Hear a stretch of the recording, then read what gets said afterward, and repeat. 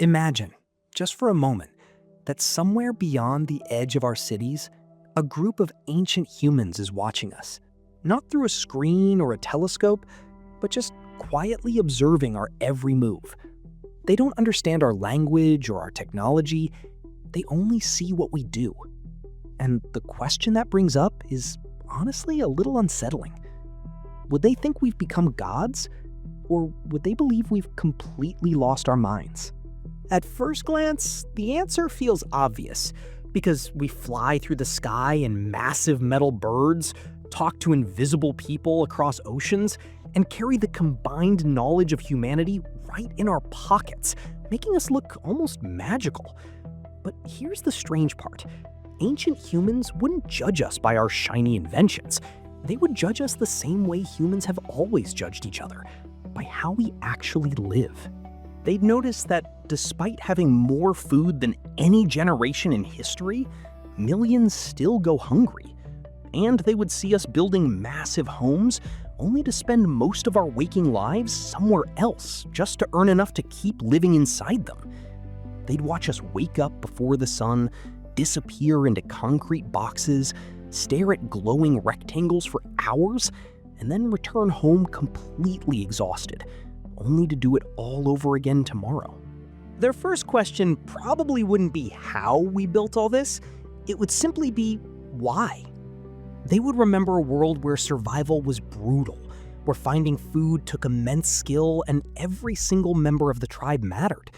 Yet somehow, despite the constant danger, they laughed around fires and knew exactly where they belonged. Looking at us today, they'd see we have conquered nature in ways they couldn't even dream of. Yet many of us feel more anxious and isolated than ever before. What most people don't realize is they wouldn't even understand the concept of money. Because to them, spending your entire life working for invisible numbers on a computer just to trade them for food that grows naturally from the earth would sound like we invented a massive problem just to spend our whole lives solving it. And this is where it gets interesting, because they'd watch billions of people willingly walk into places they don't enjoy, doing things they don't care about, just waiting all week for 2 tiny days of freedom, making them wonder if we are truly free at all. They would see our bizarre relationship with time, trading sunsets and seasons for alarms and deadlines, constantly complaining that we have no time, while spending hours scrolling through things we'll completely forget by morning. If they watched us sitting in a restaurant, everyone staring at separate screens instead of each other, they might think we invented tiny glowing campfires that somehow ruin conversation instead of sparking it. Think about it. When was the last time you stood completely still without reaching for your phone? Ancient humans did that constantly, not because mindfulness was trendy, but because paying attention meant staying alive. And somewhere along the line, our attention became the rarest resource on the planet. They'd see us constantly stressing out while claiming to value health, and arguing with absolute strangers over ideas that literally change nothing about tomorrow's sunrise, like watching hunters fight over the shape of clouds.